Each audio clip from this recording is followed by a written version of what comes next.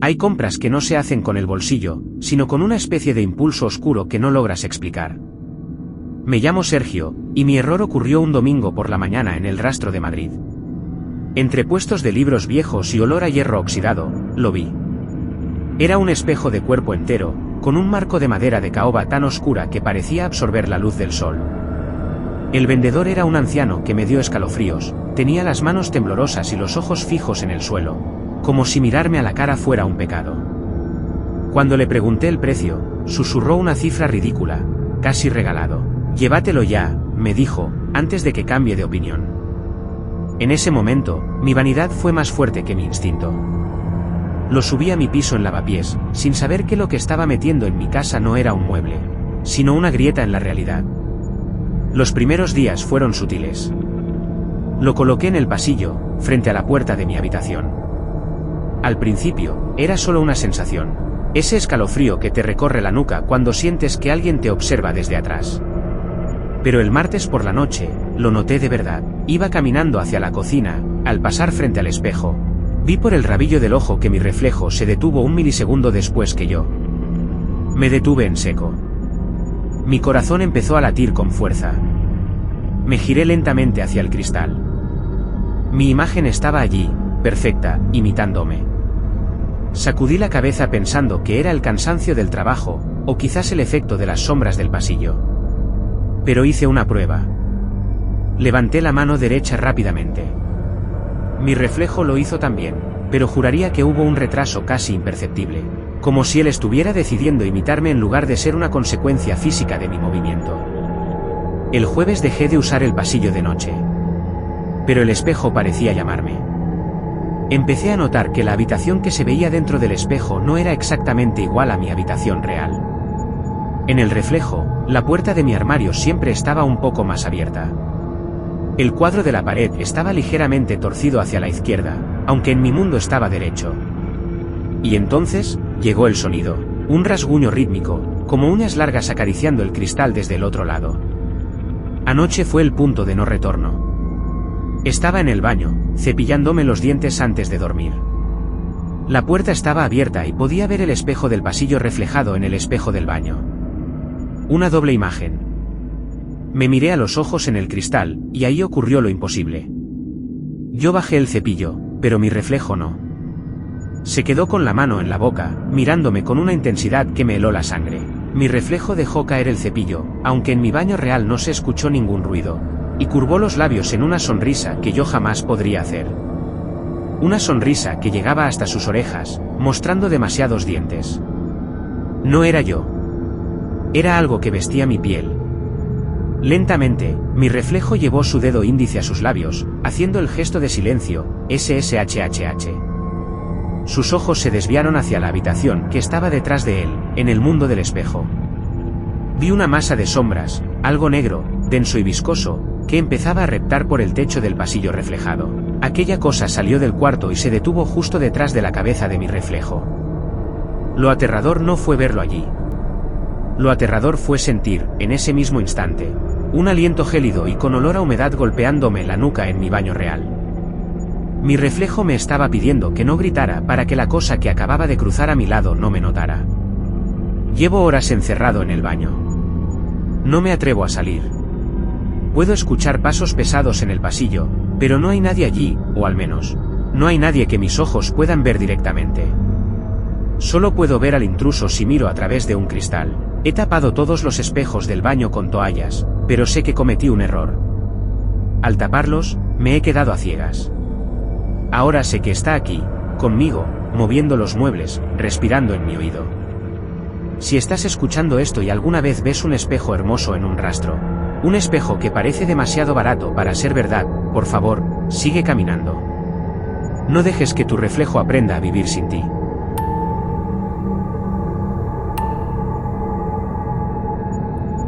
Mi abuela decía que hay cosas que no se tiran porque guardan la esencia de quienes las amaron.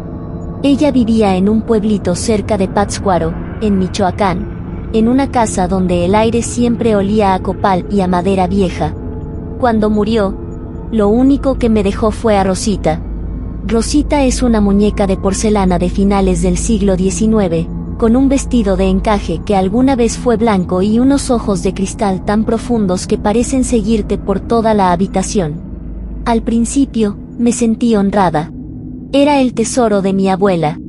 Pero el día del entierro, una de las vecinas más viejas del pueblo se me acercó y, sin saludarme, me susurró al oído: «Ten cuidado, hija. Esa muñeca no limpia la casa de polvo, la limpia de almas». En ese momento no le hice caso. Pensé que eran supersticiones de pueblo. Me llevé a Rosita a mi departamento en la Ciudad de México y la puse en una repisa de madera en mi recámara, justo frente a mi cama. Las primeras señales vinieron de mis gatos, Luna y Simba.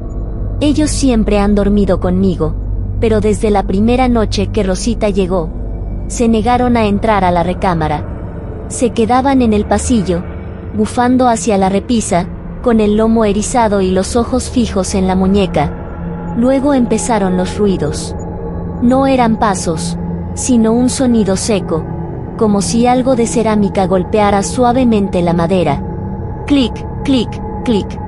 Trataba de convencerme de que era el edificio asentándose, pero una mañana encontré a Rosita con la cabeza ligeramente inclinada hacia la izquierda. Estoy segura de que yo la había dejado mirando al frente. Lo más extraño fue que, al limpiarle el polvo del vestido, encontré un mechón de cabello negro enredado en sus dedos de porcelana. Era un cabello largo, áspero. No se parecía al mío. Hace 3 días, la situación se volvió insoportable. Desperté a las 3 de la mañana con una sensación de opresión en el pecho, como si alguien estuviera sentado sobre mí. Al abrir los ojos, la repisa estaba vacía. Rosita no estaba ahí. El pánico me paralizó. Moví la mirada lentamente hacia los pies de mi cama, y ahí estaba ella. Estaba sentada sobre mis cobijas, mirándome con esa sonrisa fija y vidriosa. Pero algo había cambiado. Su boca, que siempre estuvo cerrada, estaba ligeramente entreabierta. Intenté gritar, pero mi voz no salía. Vi cómo su manita de porcelana se movía lentamente hacia mi propia cabeza.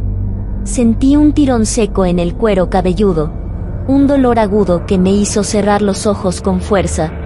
Cuando los abrí, la muñeca ya no estaba en la cama.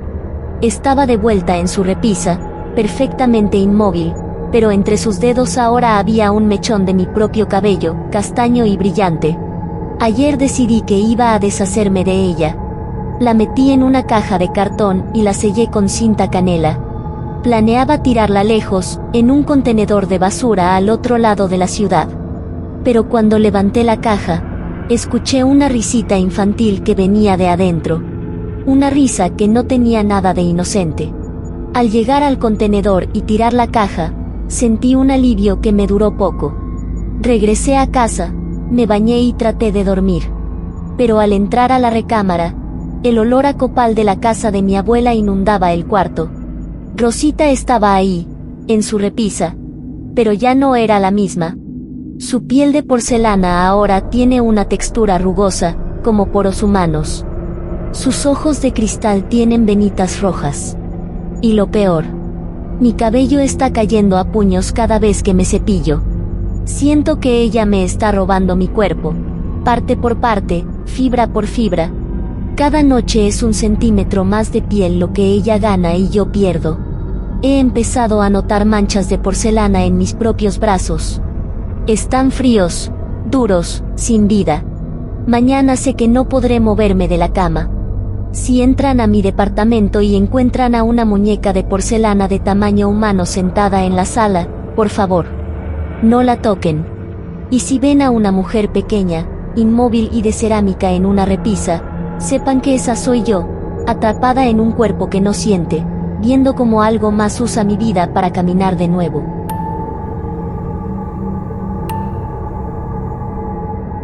Mi nombre es Andrés y trabajo en la construcción. A mediados del año pasado, estábamos demoliendo una vieja casona republicana en el barrio La Candelaria, en el centro de Bogotá. Entre los escombros de lo que parecía ser un despacho oculto tras una pared falsa, encontré una pequeña caja de madera podrida. Dentro, envuelto en un paño de seda negra, estaba un reloj de bolsillo de oro macizo, con grabados de ángeles llorando en la tapa. Lo que me llamó la atención no fue su belleza, sino que no hacía tic-tac. Las manecillas estaban quietas, marcando siempre las 12:01. Lo guardé en mi bolsillo pensando en el valor del oro, pero esa misma tarde, al intentar limpiarlo, presioné el botón de la corona. En ese instante, el sonido de la ciudad desapareció. El tráfico, los gritos de mis compañeros, el viento, todo se detuvo. Miré a mi alrededor y vi a un pájaro congelado en el aire. El tiempo se había detenido por completo. Al principio, fue como tener el poder de un dios. Descubrí que cada vez que abría la tapa del reloj, el mundo se congelaba durante exactamente 10 segundos. Durante ese tiempo, yo podía moverme libremente, lo usé para pequeñas cosas, evitar accidentes, ganar apuestas tontas, o simplemente disfrutar del silencio absoluto de una Bogotá inmóvil. Pero el juego empezó a cambiar. En el 7º día de usarlo, noté que no estaba solo en el silencio. Al fondo de la calle Séptima, vi una figura gris, larga y delgada, que caminaba con una elegancia antinatural entre los carros detenidos. No estaba congelada. Se movía despacio, observando a la gente como quien inspecciona mercancía en un estante. Justo antes de que los 10 segundos terminaran y el ruido del mundo regresara, esa cosa giró la cabeza hacia mí. No tenía rostro, solo una hendidura vertical donde debería estar la nariz. El miedo me dijo que botara el reloj, pero la curiosidad, esa maldita curiosidad, me obligó a abrirlo una vez más. Esta vez, la figura gris estaba más cerca. Estaba a solo 3 metros de mí. Pude olerla, olía a ozono y a carne rancia. Me quedé petrificado. La entidad levantó una mano con dedos que tenían demasiadas articulaciones y me tocó el cuello. Sus dedos estaban más fríos que el hielo. Acercó su hendidura a mi oído y escuché un susurro que parecía vibrar directamente en mi cerebro. Te queda poca arena en el cristal, Andrés, cada vez que nos llamas, nos das un trozo de tu mañana. Quise cerrar el reloj, pero mis manos no respondían. Los 10 segundos se sintieron como horas. Cuando el tiempo volvió a correr, caí de rodillas en medio de la acera, empapado en sudor frío. Me miré en el reflejo de una vitrina y vi que mi cabello, que era negro azabache, ahora tenía mechones blancos. Ya no soy dueño del reloj, él es dueño de mí. Ahora se abre solo, en cualquier momento, puedo estar almorzando o hablando con mi novia, y de repente, el silencio cae como una losa de tumba. La habitación se tiñe de un color sepia y, ellos, aparecen.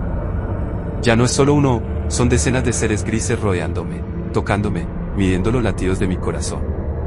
Siento que cada vez que el tiempo se detiene, mi vida se acelera. He envejecido 10 años en un solo mes. Mis articulaciones me duelen, mi piel se ha vuelto delgada y transparente. Lo peor es que hoy, al abrirse el reloj sin mi permiso, vi que la manecilla de los minutos se movió. Ahora marca las 12:02, siento que cuando llegue a las 12:05, no habrá más regresos al mundo ruidoso. Me quedaré allí, en el gris, siendo una de esas estatuas que ellos inspeccionan. Si encuentras algo que parece darte el control sobre el tiempo, corre en dirección contraria. El tiempo no es un regalo, es un préstamo con un interés mortal. Ahora mismo, mientras grabo esto, el segundero del reloj ha empezado a vibrar, el silencio está llegando de nuevo. Y esta vez, la puerta de mi habitación no está cerrada en el mundo gris. Están entrando. Dios mío, son tantos.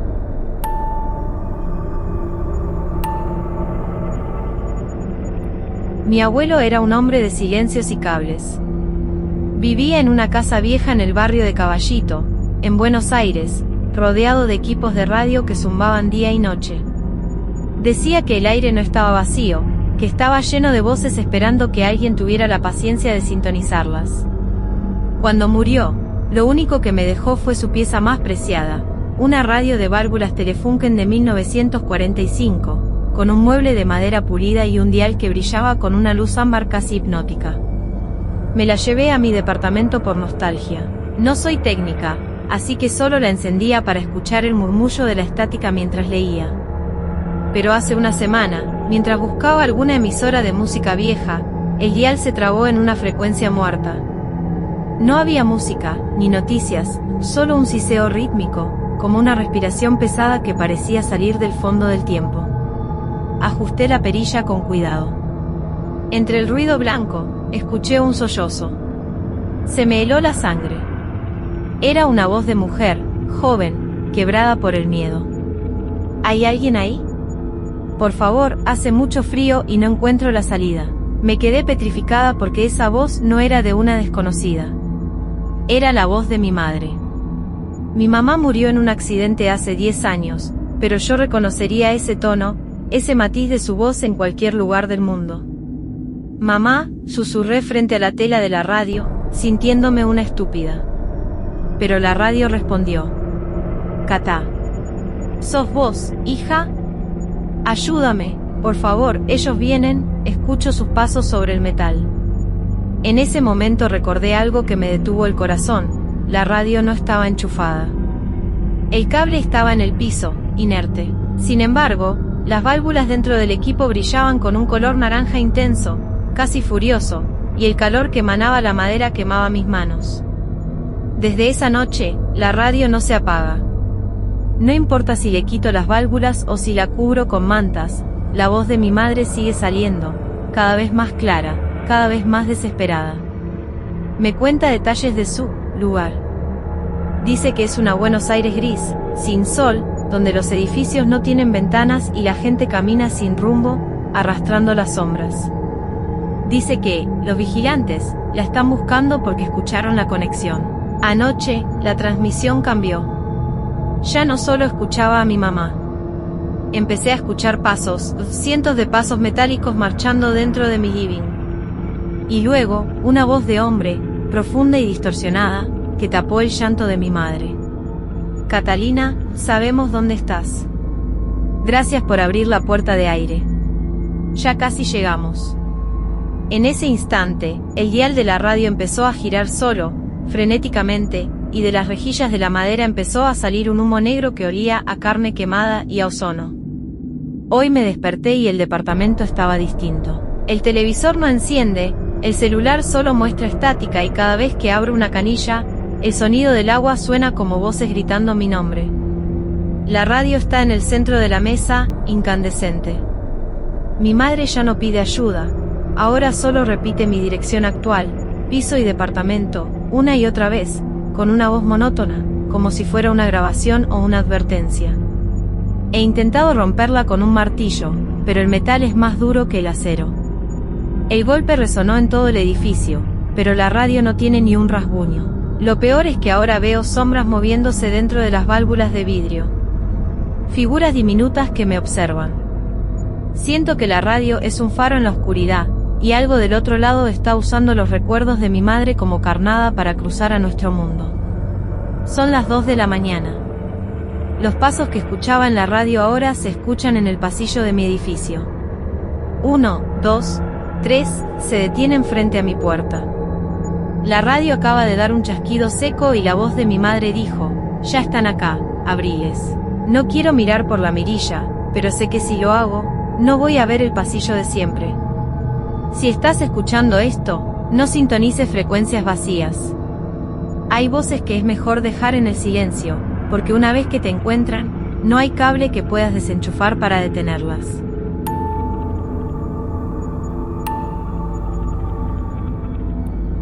Me llamo Claudio y vivo en las cercanías de Valdivia, en el sur de Chile. Mi familia siempre fue de pocos amigos, muy reservada. Cuando mi tío abuelo falleció, me dejó como única herencia una pequeña biblioteca de madera de roble. Al principio me pareció un regalo generoso, pero entre los libros de derecho y enciclopedias viejas, encontré uno que no encajaba. Era un tomo sin título en el lomo, encuadernado en una piel amarillenta que, al tocarla, se sentía extrañamente cálida, como si tuviera temperatura corporal. No tenía autor ni fecha. Al abrirlo, sus páginas estaban en blanco, de un papel tan fino que parecía seda. Pero lo que me erizó la piel fue que, al pasar los dedos por las hojas, sentí un latido. Un pulso suave, pero constante, que venía desde el centro del libro. Esa noche, bromeando con mi propia soledad, tomé una pluma y escribí en la primera página, deseo que el dinero no sea un problema este mes. Al despertar, recibí una llamada de un seguro que no sabía que existía, informándome de un pago atrasado por una suma considerable. Estaba eufórico, hasta que abrí mi álbum de fotos familiar. En la foto de mi graduación, donde solía estar mi mejor amigo de la infancia, ahora solo había un espacio vacío. Los árboles y el fondo estaban ahí, pero él se había desvanecido. Llamé a su número y la operadora me dijo que el número no existía. Pregunté por él a otros conocidos y nadie sabía de quién hablaba. Era como si el libro hubiera pagado mi deseo borrando a una persona de la existencia para reordenar mi realidad. a pesar del miedo, la avaricia es un demonio difícil de callar. Escribí un segundo deseo, salud para mi madre. Al día siguiente, el cáncer que la consumía desapareció milagrosamente. Los doctores no tenían explicación. Pero cuando volví a casa y miré las fotos de mis padres, mi padre ya no estaba. Su lado de la cama estaba perfectamente tendido, su ropa no estaba en el armario, y mi madre no recordaba haber estado casada nunca. El libro no solo borra a las personas, borra el rastro que dejaron en el mundo. Es un intercambio equivalente, una vida por un milagro. Lo peor es que el libro empezó a escribir solo. Cada mañana, aparecía una lista de nombres de personas que yo amaba, tachados con una tinta roja que olía a hierro. El libro ya no esperaba mis deseos, estaba cobrando intereses por los que ya me había concedido. Anoche ocurrió lo que más temía. Al abrir el tomo, ya no quedaban páginas blancas. En la última hoja, escrita con una caligrafía idéntica a la mía, estaba mi propio nombre, Claudio. Debajo, una fecha y una hora, hoy, a la medianoche. He intentado quemar el libro en la chimenea, pero las llamas no lo tocan, el fuego se apaga apenas lo roza. Intenté lanzarlo al río Calle, pero cuando regresé a casa, el libro estaba esperándome sobre la mesa del comedor, goteando agua pero con el pulso más fuerte que nunca. Siento que mi cuerpo se está volviendo tenue, como si me estuviera convirtiendo en un dibujo mal trazado. Mis manos a veces atraviesan los objetos y mi reflejo en el espejo es casi transparente. Entiendo ahora la maldición de mi familia. Mi tío abuelo no murió, simplemente fue cobrado por el libro. Y ahora es mi turno. Alguien más encontrará esta biblioteca, alguien más sentirá curiosidad por el libro de piel cálida y alguien más escribirá un deseo que me borrará a mí definitivamente de este audio y de tu memoria. Faltan 5 minutos para la medianoche. Si estás escuchando esto, trata de recordar mi nombre. Claudio. Por favor, no dejes que el silencio se lo lleve todo.